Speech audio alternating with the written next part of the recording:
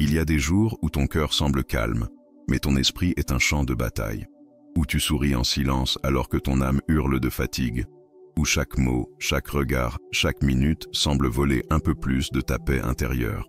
Tu tiens debout, fonctionnel, mais dedans, tout vacille. C'est une tempête invisible, une agitation permanente, et personne ne la voit, personne ne l'entend.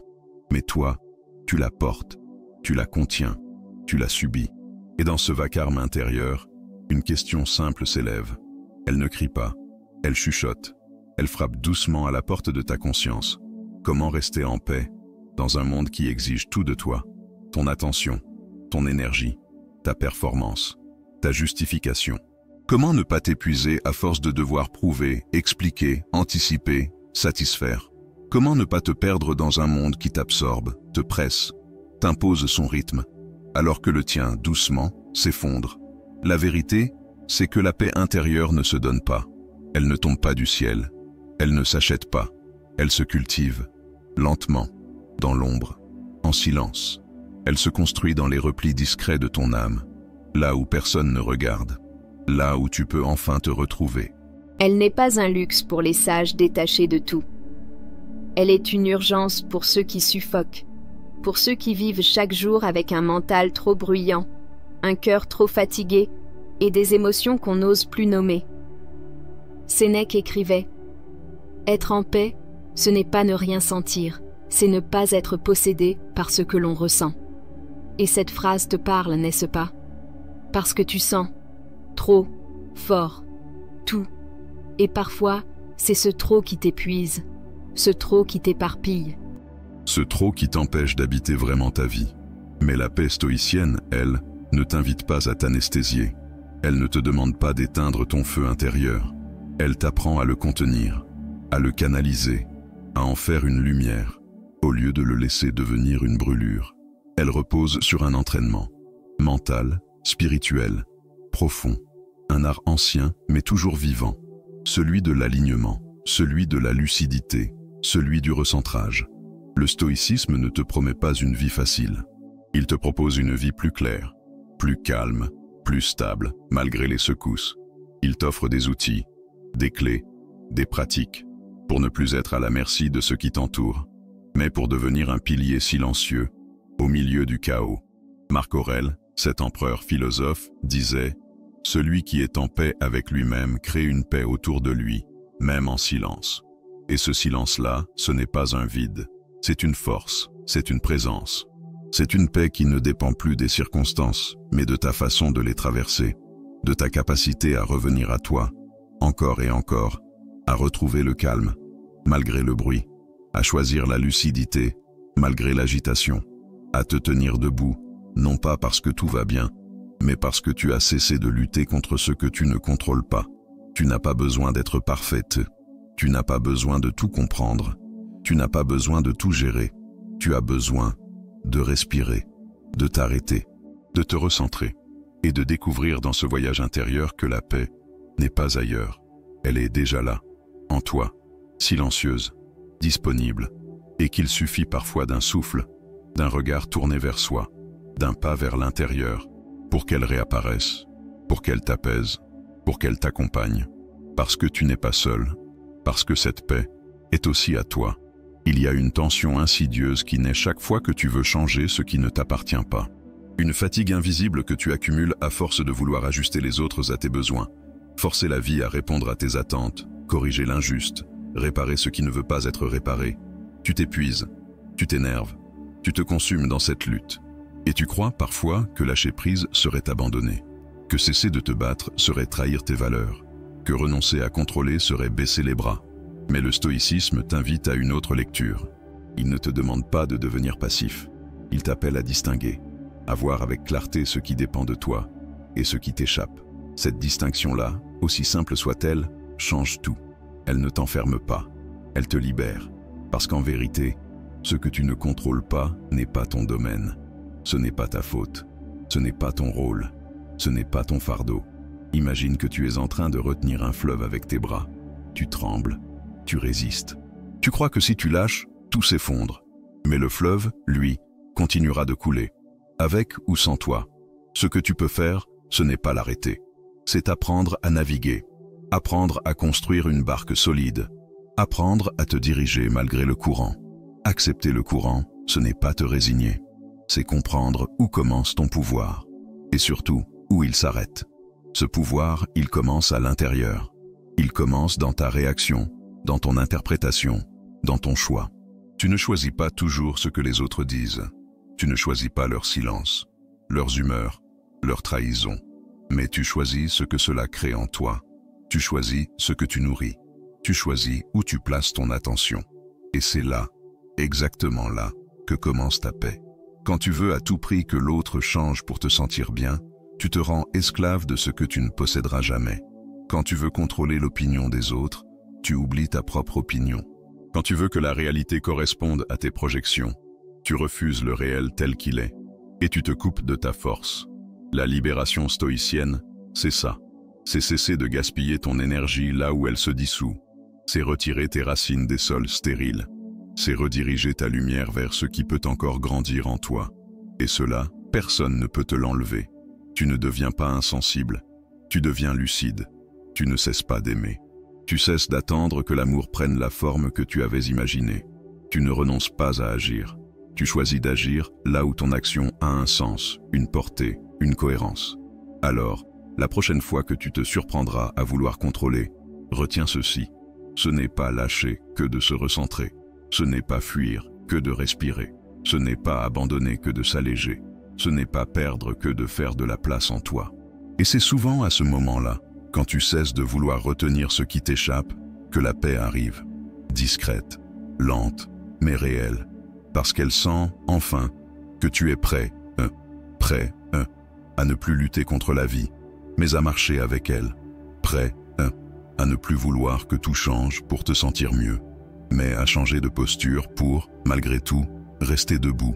Il y a des jours où tu ressens tout, trop, fort, où chaque regard devient un jugement, où chaque silence semble une attaque, où ton cœur s'emballe, ton ventre se serre, ton esprit court partout, et tu crois que tout ce que tu ressens est juste.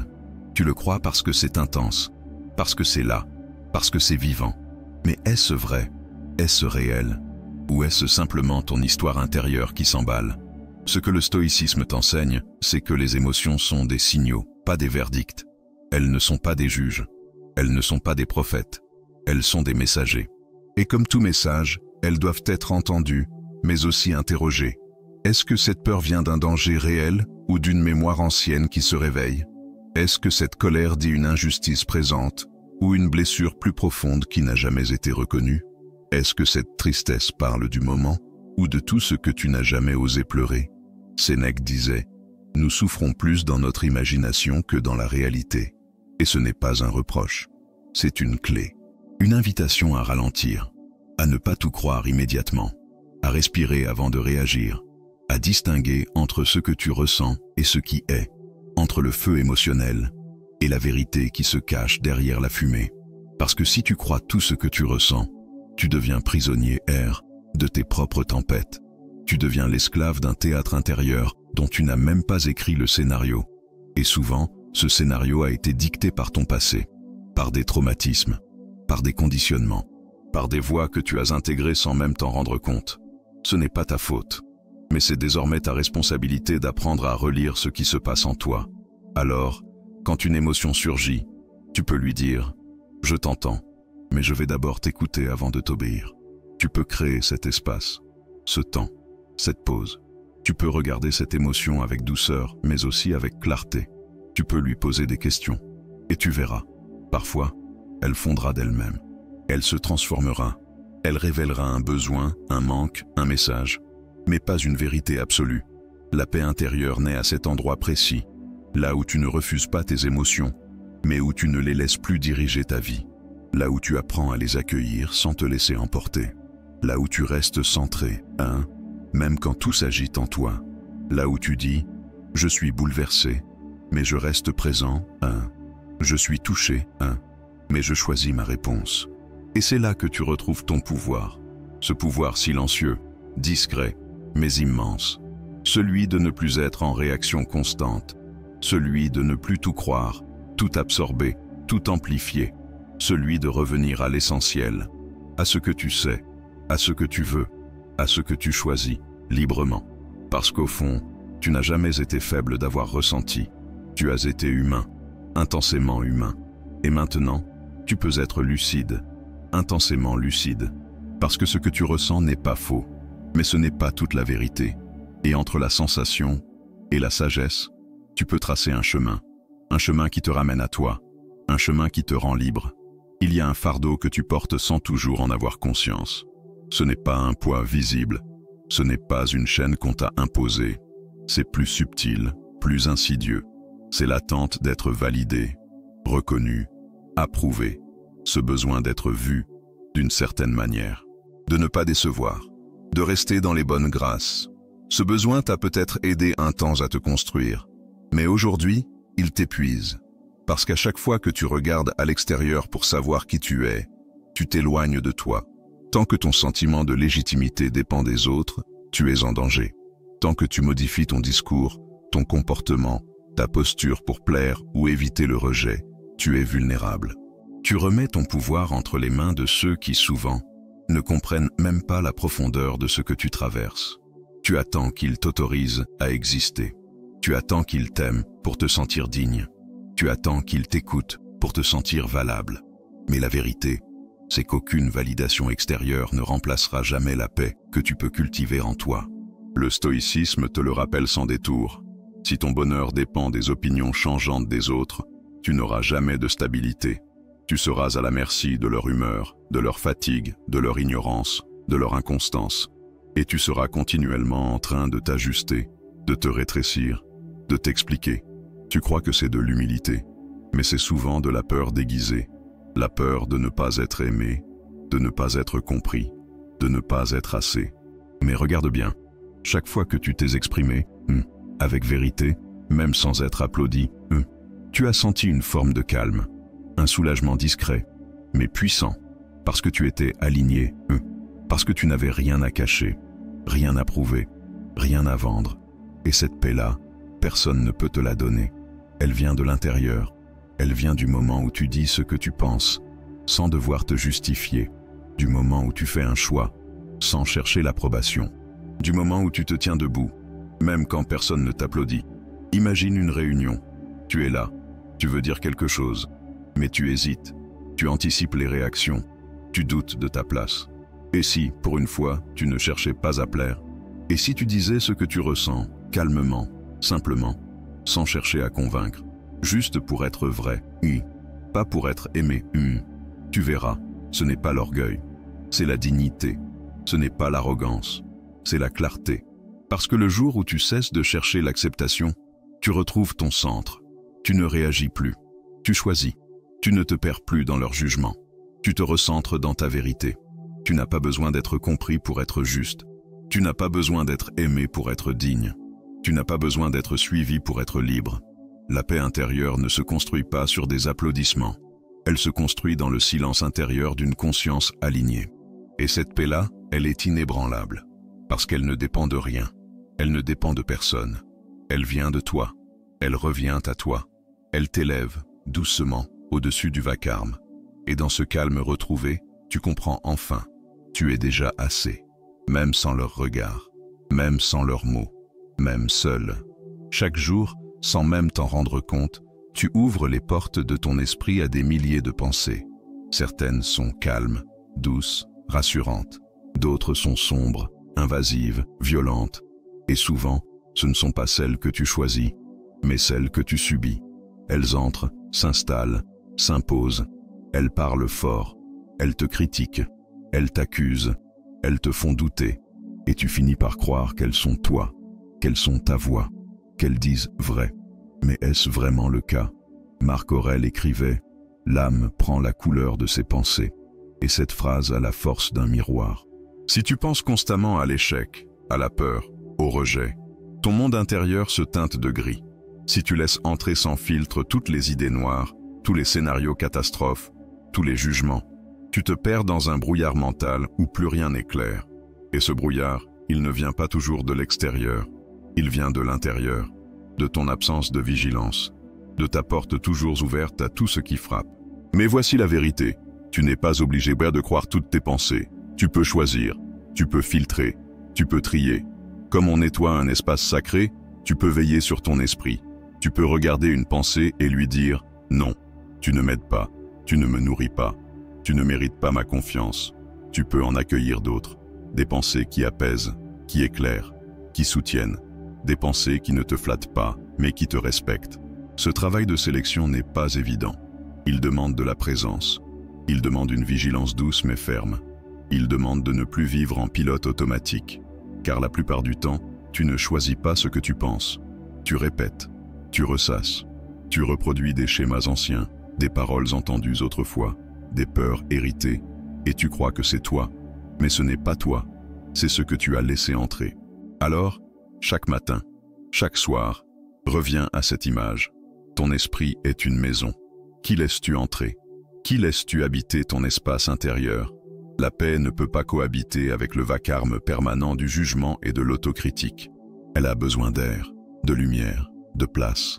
Elle a besoin de pensées simples, claires, bienveillantes. Pas de mensonges déguisés en vérité. Ce n'est pas un effort unique, c'est une habitude, un art, une hygiène mentale. Et chaque fois que tu choisis une pensée utile plutôt qu'une pensée toxique, tu changes quelque chose en toi. Tu te renforces, tu te clarifies, tu redeviens le gardien de ton temple intérieur. Ne sous-estime jamais ce que ce tri peut transformer. Une pensée filtrée, c'est une blessure qui ne se rouvre pas. C'est un mot que tu n'envoies pas par colère. C'est un geste que tu poses avec calme. C'est une journée qui commence sans poison. C'est une nuit qui se termine sans guerre.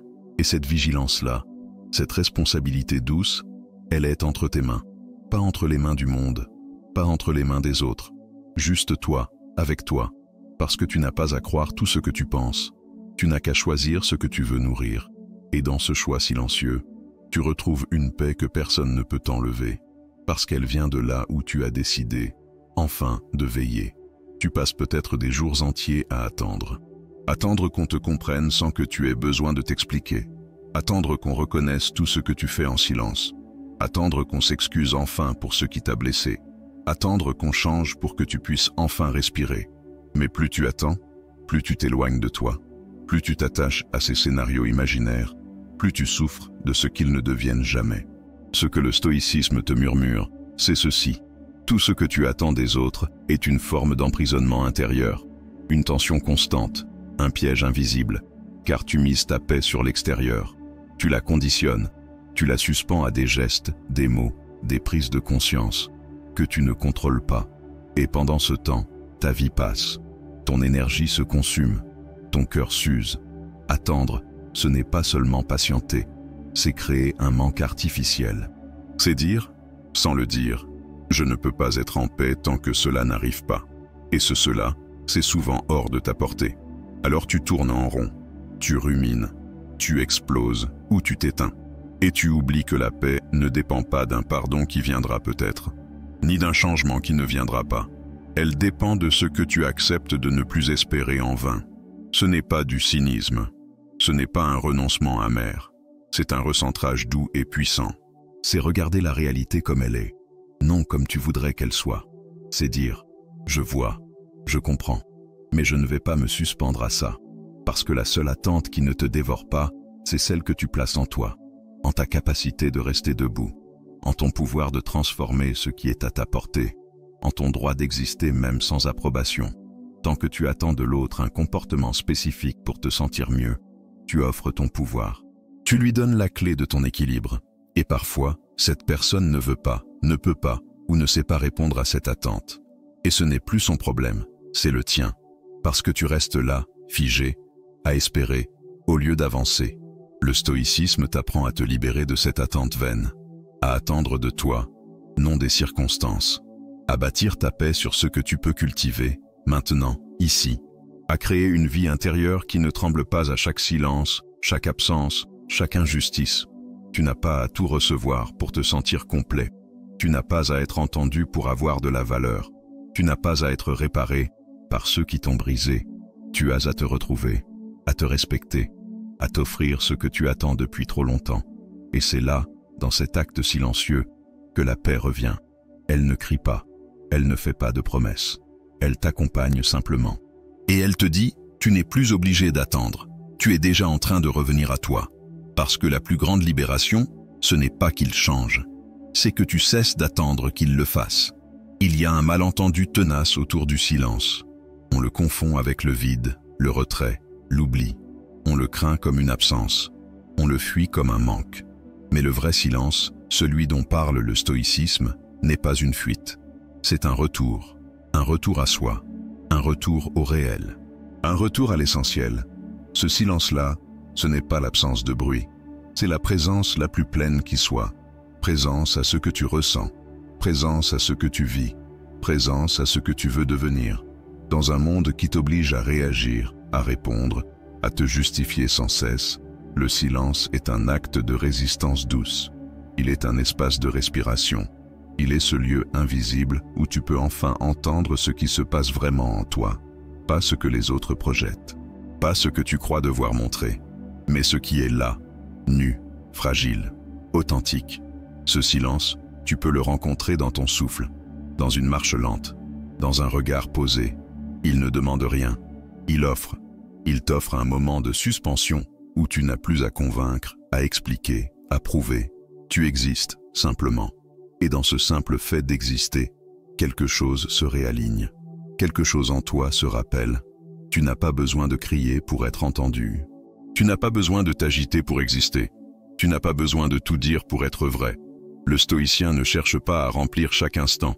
Il sait que le silence est parfois plus fort qu'un discours, que l'absence de réaction est parfois plus puissante qu'une réponse, que rester centré, quand tout pousse à exploser, est une victoire intérieure silencieuse, mais immense. Revenir au silence, c'est revenir au corps.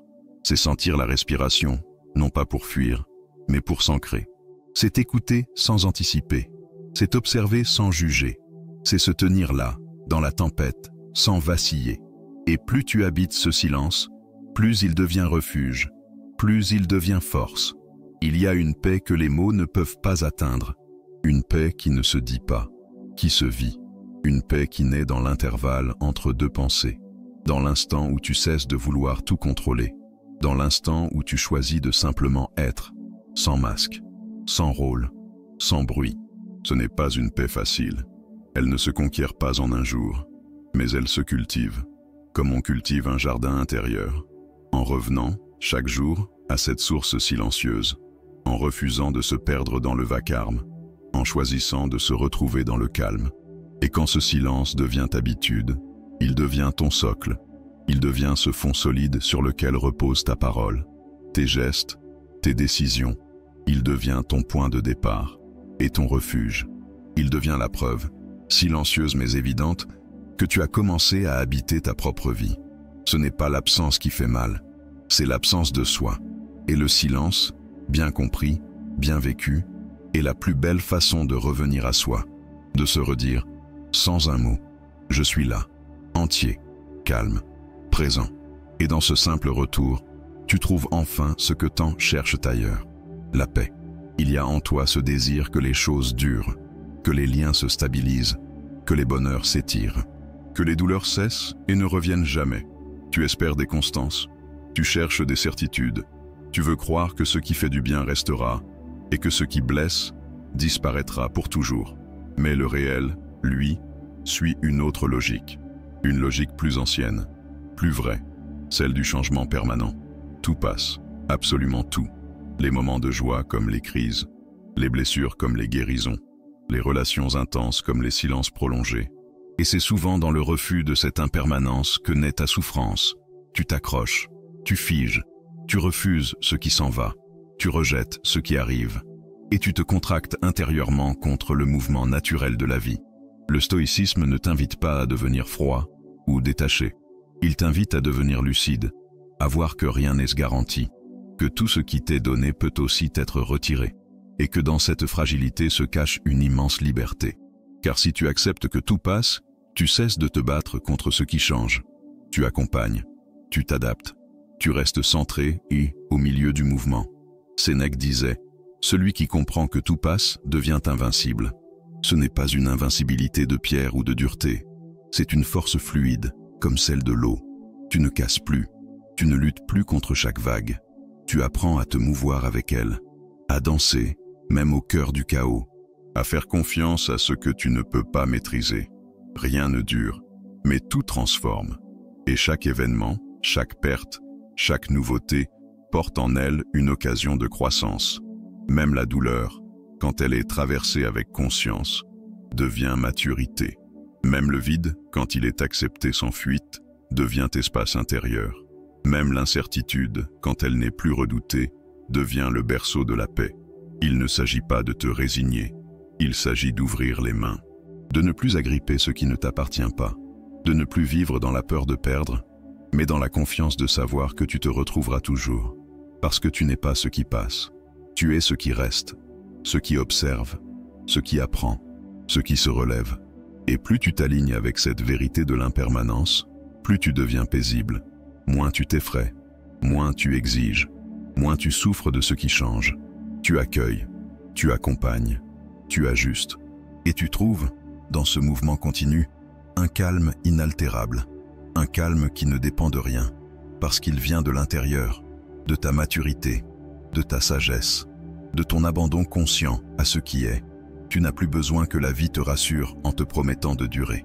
Tu as seulement besoin de rester en lien avec toi-même, peu importe ce qui change autour. Et là, dans ce centre silencieux, tu deviens intouchable. Non pas parce que rien ne t'atteint, mais parce que tout ce qui t'atteint, tu sais désormais le traverser. En paix, tu es arrivé au terme de ce voyage intérieur. Un voyage sans décor spectaculaire, sans victoire éclatante. Mais un voyage essentiel, discret, comme une mue invisible. Un retour lent vers cette partie de toi qui ne cherche plus à prouver, mais à être. Cette part calme, cette part silencieuse. Cette part qui sait, au fond, que la paix n'est pas un état miraculeux à atteindre, mais une discipline douce, quotidienne, parfois silencieuse, souvent solitaire. La paix intérieure n'est pas une récompense. Elle est une posture, elle est une direction. Elle est un choix que tu fais à chaque fois que tu refuses de réagir comme on t'y pousse. À chaque fois que tu respires au lieu de répondre dans la colère. À chaque fois que tu choisis de parler avec clarté au lieu de plaire. À chaque fois que tu t'autorises à exister sans demander la permission.